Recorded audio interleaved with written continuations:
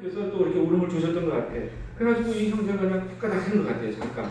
그래가지고 또 막 이제 계속 그 뒤로는 계속 기도부터 합니다. 이 형제가 앞으로 훗날 저의 귀한 무료 동역자가 되어주기를. 예. 아마 굉장히 인품도 괜찮아요. 그런데 그냥 아주 지독한 불교신자에다가 부자인 거, 이것이 아주 예. 그래서 이 닥터 소치빅이 하나님의 사역에 귀한 동역자로 사용되어 줄 수 있도록 위해서 기도해 주시기 바랍니다. 누가 소치빅입니까? 다 뛰나요? 나머지 사람, 한 사람을 제한 나머지 사람 다 서울대 성형외과 의사들이고요. 네. 두 번째, 두 번째 소치빅 의사입니다. 그리고 이제 돌아왔어요. 그래서 같이 수술을 하는 장면입니다. 그래서 이제 암덩어리 떼어내고 이렇게 이제 다 떼어내고 눈이 살았어요. 눈이. 그게 저는 너무너무 감사해요. 네. 그래서 이제 떼어내고 그리고 이제 성형을 하는 겁니다. 그래서 이제 참 어렵게 이렇게 진행을 해서 이제 아직 한두 번의 수술은 더 해야 됩니다. 이제 완벽하게 이제 눈이 다 이렇게 딱 안 되고 살이 좀 드러났어요. 이렇게 살이 좀 드러난 거 보이죠? 그래서 저거는 이제 조금 더 이제 수술을 해줘야 될 것 같아요. 처음으로 이날 병실에서 함께 기도했고요. 그래서 이제 마소카를 위해서 기도하기는 역시 이제 사부토이처럼 지금 하나님을 영접하지 못한 상태인데 이제 가서 이제 이 형제를 만나서 이제 계속 이제 할 겁니다. 그럴 때 정말 이 마소카도 하나님을 영접하고 그리고 하나님의 귀한 그 복음의 통로가 될 수 있도록 그래서 그 가정과 그 마을이 변화가 일어날 수 있도록 위해서 기도해 주시기 바랍니다. 라헬, 여러분들이 너무나도 잘 아는 라헬, 이거는 뭐 따로 기도 제목 내놓지 않아도 그냥 함께 사진을 보면서 이렇게 자 이런 발이었어요. 지금 이 라헬도 파일린, 또 사우도에도 파일린, 이 지금 파일린에서 일어나는 이러한 것들이 지금 그 라헬 엄마와 라헬이 여기까지 오는 동안에도 정말 그 박기정 선교사님 또 프놈펜에 계신 어느 선교사님 참 많은 노력들이 있었던 겁니다. 그냥 이렇게 여권 그냥 쉽게 못 만들었어요. 여기 올 때 세상에 아이디도 그때까지 없었다니까요. 다 아시지만은 아시죠? 네. 그런 상태에서 이렇게 여기까지 오게 되는 것까지도 그리고 목사님이 또 하필이면 언젠가 또 거기 가서 또 이렇게 파이린의 그 마을에 또 왜 가셨겠어요 거기를. 그래서 이렇게 지내놓고 보면 하나님의 어떤 퍼즐이 하나씩 이어져가고 맺어지고 하는 것들을 우리가 느낄 수가 있는 거예요. 그러니까 하나님께서는 이 성육교회를 통해서 지금 파이린의 어떤 한 마을을 지금 맡기셨다고 보셔야 돼요, 여러분. 그래서 열심히 기도하십시오. 그리고 저는 개인적으로 기도하기를 우리 라헬과 그 라헬 엄마가 다른 걸 안 바랍니다. 지금 여기 한국에 있는 동안은 여러분들을 통해서 하나님의 풍성한 사랑에 그냥 푹 젖어가지고 과거의 그 모든 아픔으로부터 다 정말 예수님께서 누가복음 4장 17절로부터 말씀 쭉 이어지는데 거기에 마지막에 그 은혜의 해를 선포하고자 합니다 하고 말씀하시던 그것처럼 이 모든 그 죄와 죄의 사슬로부터 얽매진 그 구속 그로부터 자유함 여러분의 사랑에 녹아서 그래서 완전한 자유함을 얻을 수 있도록 그 사랑에 푹 젖기를 저는 기도하고 있습니다. 저 나의 엄마가. 그래서 정말 우리가 가서 꼭 전도하세요, 선교하세요 이렇게 말 안 해도 그 은혜에 젖어가지고 견딜 수 없는 그 마음이 생겨서 가면 성경을 비록 몰라도 얼마든지 우리보다 더 강하게 예수님을 전할 수 있다 이 말이에요. 아까 그 사부토에는요 저보다도 더 강력한 힘으로 예수님을 전할 수 있습니다. 그 자매는 성경 읽어도 무슨 소리도 모르고 읽고 있는데 그런 자매이지만 예수님 자기가 만난 그 예수님에 대해서는 정말로 강력한 힘으로 전할 수 있어요. 선교사가 10번 찍어야 넘어가는 어떤 사람이 있다면 그 자매가 한 번에 찍을 수 있다 이 말이에요. 우리 라헬 엄마가 여러분을 통해서 그렇게 될 수 있도록 풍성한 사랑의 은혜 속에 젖어 있기를 저는 위해서 기도합니다. 이런 라헬의 발입니다. 이건 도저히 커서 걸을 수 없는 발이에요. 그래서 거기 캄보디아에서도 나름대로 어떻게 좀 기부스라도 해가지고 어떻게 좀 해보려고 나름대로 애썼어요. 근데 헤브론 병원에 데리고 와서 보니까 너무 몸무게가 안 나가서 이렇게 마주할 수가 없다 그래서 이제 한국행을 이렇게 하게 된 겁니다. 이제 한국의 CMB 공항인데요.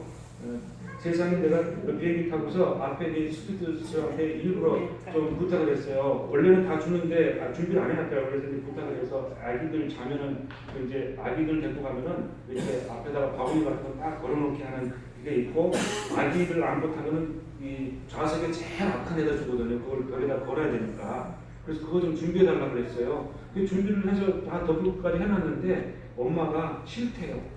얘기를 이렇게 한순간도 놓지 않았어요. 그래서 안고는 이 모습이 너무 은혜로웠어요. 네, 너무 사랑이 많은 엄마예요. 네. 네, 이 사진은 제가 지금 전달받았고 제가 듣기로 그 여권을 만드는 그 과정 가운데 그 목사님 그 여기 좀 스토리는 대충 아십니까? 성도님들이 은혜 거기 교회가 무너졌다가 다시 회복되고 모르니까 여러분 우리가 전도를 할 때도요 좀 잘해야 될 것 같아요. 지금 그 교회에 저 라헬 엄마가 다녔던 그 교회에 그 현지 목회자라는 그 목회자는 아니에요. 목사님은 아니에요. 그냥 지도자라고 하는 게 적당한데 어쨌든 그냥 현지 목회자라고 합시다. 그 현지 목회자가 전할 때 어떻게 전했냐면 저 라헬을 보고 당신이 예수를 믿으면 이 아이는 고침을 받을 수 있다라고 이렇게 했어요. 일면 맞죠. 그런데 전도를 그렇게 하면서 어떤 인상을 계속 남겼는가 하면은 기복주의, 신비주의 이런 것들을 계속 그냥 남긴 거예요. 그리고 모든 성도들을 다 그렇게 전했는가 봐요. 그래서 2개월 만에 저 자매가 그래서 이제 교회를 다니는데 2개월 만에 그 교회 얼마 몇 명 되지 않은 그 교회에 젊은 여성도가 사망하는 사건이 일어났어요. 예, 뭐 피살되거나 그런 건 아닌데 하여튼 죽게 되었단 말이죠. 그러고 나서 성도들이 한 명, 두 명 다 빠져나갔는데 이유가 뭐냐니까 그 젊은 여자가 죽었기 때문에 예수가 없다라는 거예요. 예수가 있으면 살아야지. 예. 그렇게 전도를 했기 때문에 거꾸로 논리가 이렇게 적용된 거예요. 이거 위험한 거죠. 그래서 정말 우리도 입술로 그렇게 막 전하려 하지 말고 정말 우리는 복음을 전할 때 하트로 전했으면 좋겠어요. 내 하트로.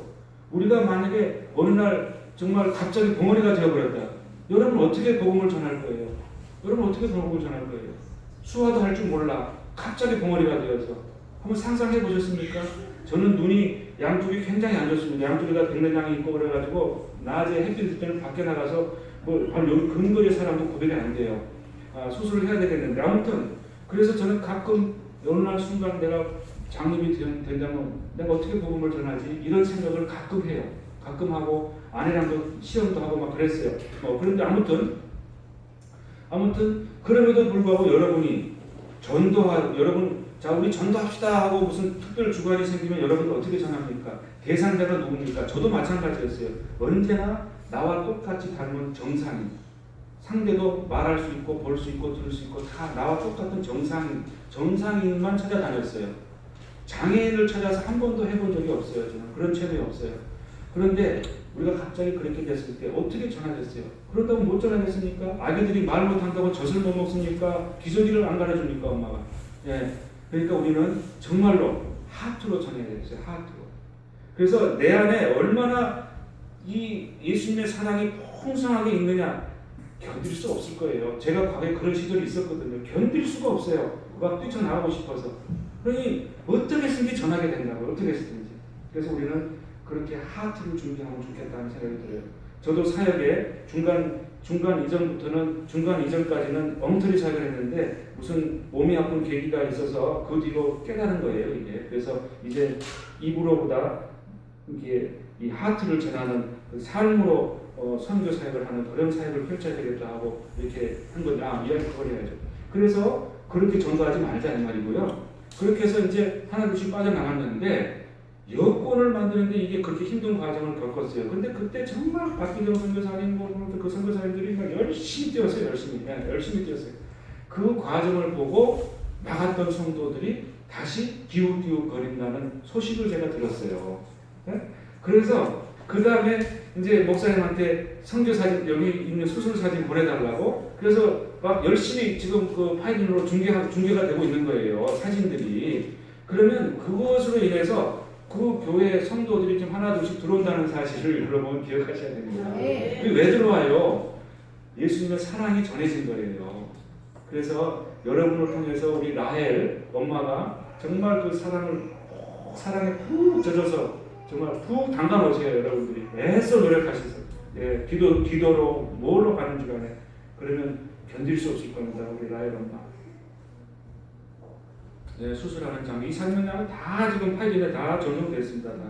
참 좋은 세상이죠. 지금 카톡으로 다 내가 1차 수술했을 때 제가 이 사진을 보고 야 영락 없는 손녀다 이렇게 생각했어요. 그랬더니 다른 계획을 갖고 계시더라고요.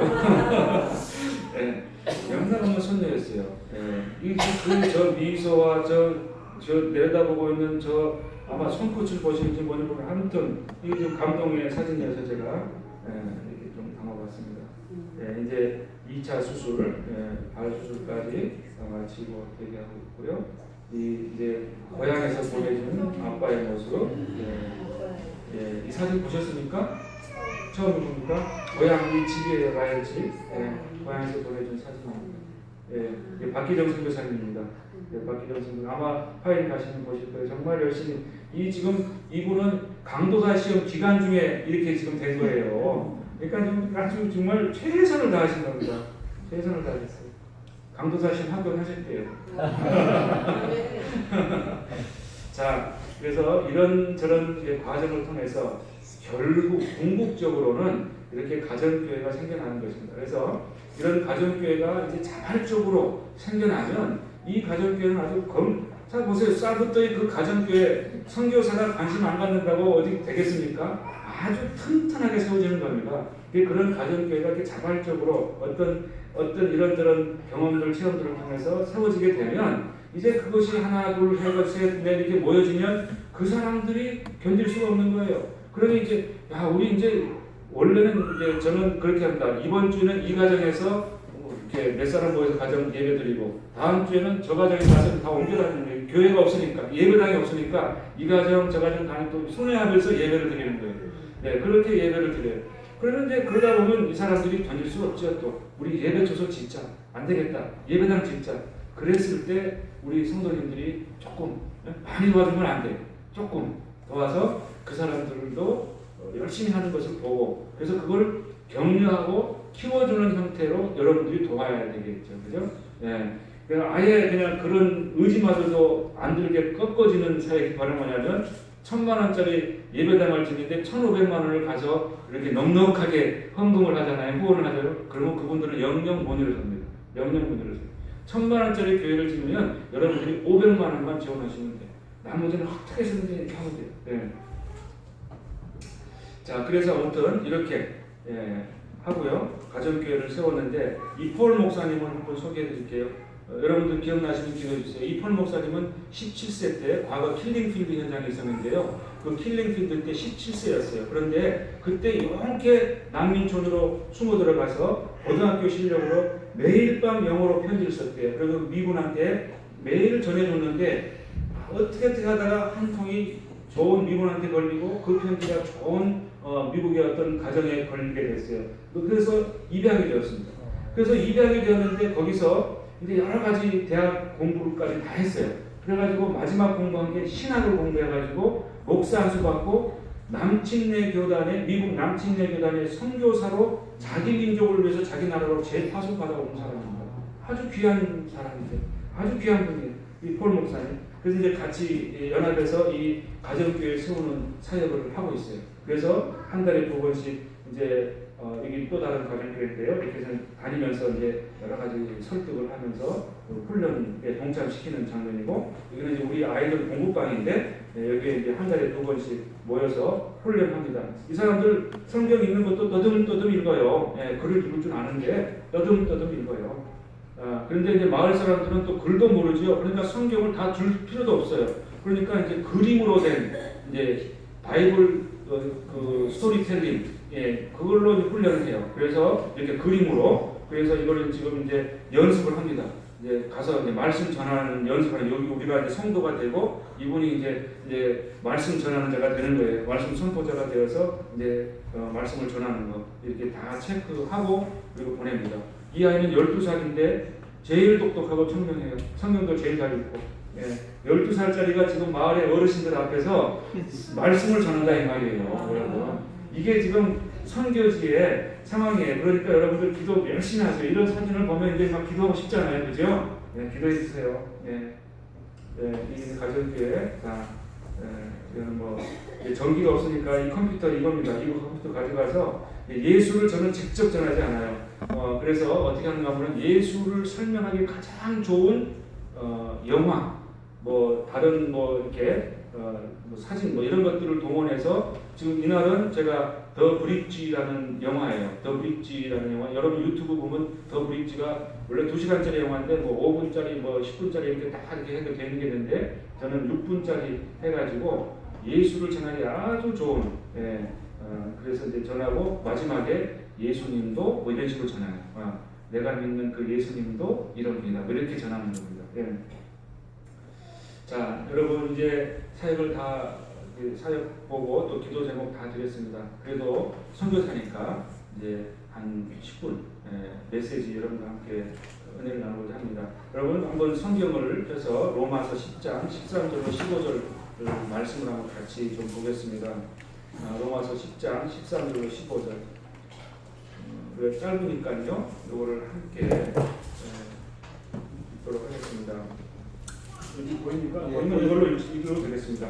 자, 다 같이 시작. 누구든지 주의 이름을 부르는 자는 구원을 얻으리라. 그런즉 저희가 믿지 아니하는 일을 어찌 부르리요? 듣지도 못한 일을 어찌 믿으리요? 전파하는 자가 없이 어찌 들으리요? 보내심을 받지 아니하였으면 어찌 전파리요? 기독교와 아름다다 좋은 소식을 전하는 자들 아름다운 말이와 같으리라. 아멘. 여러분 누구든지 이름을 부르는 자는 구원을 얻는다고 말씀하셨고, 그런데 이 14절, 15절 초반부하고 14절을 한번 이렇게 거꾸로 읽어보면 이렇죠. 보내심을 받아야 전파를 하게 되고, 전파를 하면 거꾸로 한번 보세요. 전파가 되어야 들을 것이고, 들어야 믿을 것이고, 믿어야 주의 이름을 부를 것이며, 그래야 구원을 얻을 것이다.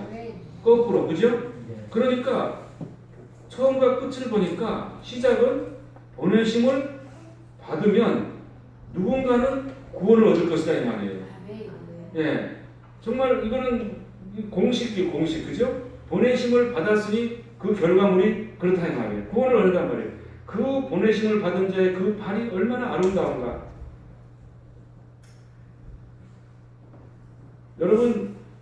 여러분은 보내심을 받았다고 생각하십니까?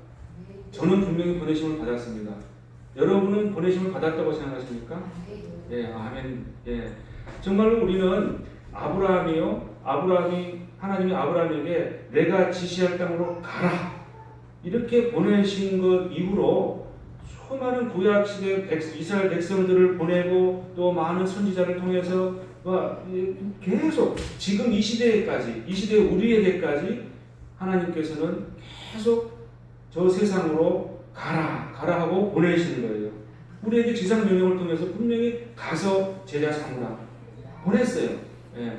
과연 우리를 통해서, 보내심을 받은 우리를 통해서 한 영혼이라도, 나를 통해서 한 영혼이라도 구원을 받은 사람이 있는지 우리가 한번 내 삶을 한번 되돌아봤으면 좋겠습니다.